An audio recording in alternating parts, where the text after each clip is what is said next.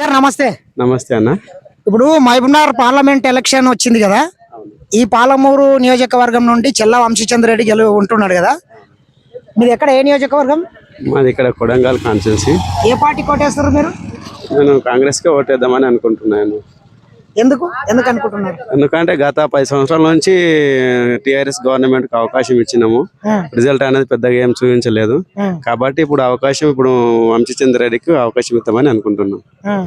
అందుకోసమని కాంగ్రెస్ కోటేసి 5 సంవత్సరాల్లో ఇప్పుడు కొడంగల్ కాన్స్టిట్యున్సీ కి సీఎం రేవంత్ రెడ్డి మా కాన్స్టిట్యున్సీకి సంబంధించిన వ్యక్తి కాబట్టి డెవలప్మెంట్ జరుగుతాయని మాకు చిన్న ఆశ. అందుకోసమని కాంగ్రెస్ కోటేద్దామని అనుకుంటున్నాం.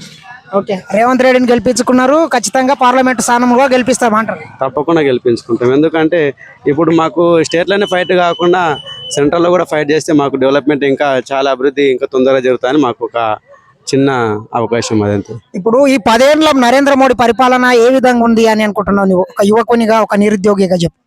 ఇప్పుడు నరేంద్ర మోడీ పరిపాలన అనేది మా తెలంగాణలో వచ్చే వరకు చాలా జీరో పొజిషన్లో ఉంది అది. ఎందుకంటే అక్కడ వచ్చేసి యూపీ, బీహార్, మహారాష్ట్రలో వచ్చేసి చాలా బాగుంది అనుకుంటున్నాం. కానీ ఇప్పుడు సెంట్రల్ ఒక ఇండియాకు పిఎం అయినప్పుడు ఇండియా వైజ్గా మొత్తం తను చూసుకోవాలి.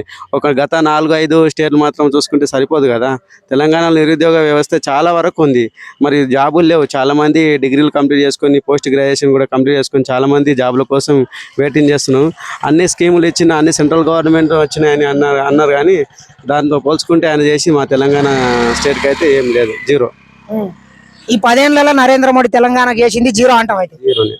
మాకైతే గతం ఏం కనిపించట్లేదు అసలు. ఏమంటే పిఎం కిషన్ కింద 2000 వేస్తున్న ఎకరాకి అంటారు కానీ అవి కాదు కదా కావాల్సిన జనాలకు.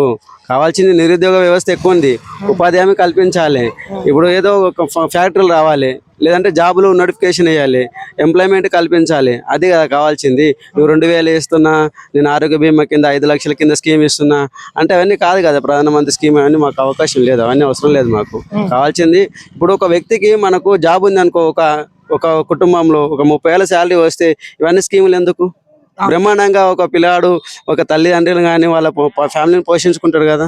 నువ్వు జాబు నోటిఫికేషన్ లేదు, ఒక ఎంప్లాయ్మెంట్ అయినప్పుడు ఇవన్నీ స్కీములు ఇస్తే ఆ వ్యక్తి అనేది నిరుద్యోగ వ్యవస్థ కింద రోడ్డు పైన విచ్చలవిడిగా తాగి తిరిగి మన ఫ్యామిలీని మొత్తం ఖరాబ్ చేసుకుంటాడు కదా. అలాంటప్పుడు ఎందుకు? నీ పరిపాలన అనేది చూసుకో. నువ్వు ఈ రోజులో చూసుకుంటే మొత్తం హిందూ మతాల వైజ్గా పరిపాలన చేస్తున్నారు. అంతేగాని ఒక కంట్రీ అనేది ప్రతి కంట్రీలో అనేది అందరు ఉంటారు, ప్రతి ఒక్కరు అన్ని మతాల వారు ఉన్నారు.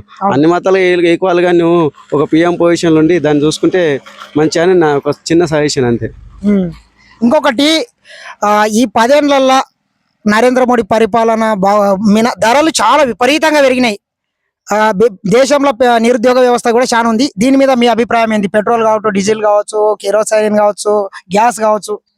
ఇప్పుడు దాని విధంగా చూసుకుంటే అయితే ఇప్పుడు తెలంగాణలో పెట్రోల్ చూసుకుంటేనేమో 198 వరకు ఉంది. దాదాపు అక్కడ మన పక్క రాష్ట్రం కర్ణాటక చూసుకుంటే 101 ఉంది. అంటే దాదాపు జస్ట్ ఓన్లీ మాకు బార్డర్ ఇది. మాకు వచ్చేసి కొడంగల్ అనేది కర్ణాటక బార్డరు. జస్ట్ ఓన్లీ 40 కిలోమీటర్ల డిస్టెన్స్ చూసుకుంటే 7 రూపాయల నుంచి 8 రూపాయల వరకు ఒక పెట్రోల్ పైన ఉంది. ఇప్పుడు ఆయన జిఎస్టీ తీసుకొచ్చిండు. ప్రతి ఒక్క వాటర్ తీసుకుంటే కూడా జిఎస్టీ పడుతుంది అన్న. మామూలుగా మాకు 5 రూపాయలకు వచ్చేది వాటర్, ఈరోజు 10 రూపాయలు ఇస్తున్నారు. ఇట్లా ఉంటే సామాన్య జనాల పైన ఒక ప్యాకెట్ పైన బిందె పైన 5 రూపాయలు మోపితే జిఎస్టీ ఎందుకోసం? వాటర్ పైన జిఎస్టీ, కనీసం ఇలా మామూలుగా సరుకులు తెచ్చుకుంటే జిఎస్టీ, మామూలుగా హోటల్ చిన్న ఫుడ్ తిన్నా జిఎస్టీ, ప్రతిదానికి జిఎస్టీ వస్తుంది. నిన్న వాటర్ ఒక ఆయిల్ ప్యాకెట్ తెచ్చుకున్నా, దానిపైన కూడా జిఎస్టీ వేసిండు. అవును, ఒక టీం పైన. మామూలుగా అది 1300 1200 దొరికేది 1600 తీసుకున్నాడు. 20 రూపాయల దాకా 600 తీసుకున్నాడు. అది ఎలక్షన్ కోసం అని దాన్ని ఇప్పుడు ఎంపీ ఎలక్షన్ ఉంది కాబట్టి అది కూడా తగ్గించిండు. లేకపోతే 2300 2400 ఇస్తారు అది మార్కెట్లో. అంటే జనాలని ఎలక్షన్ టైంలో వాడుకుంటారు, ఎలక్షన్ అయిపోయిన తర్వాత రేట్ అనేది పెంచేస్తుండ్రు. ఓకే, రైట్, థ్యాంక్ యూ అన్న. ఓకే.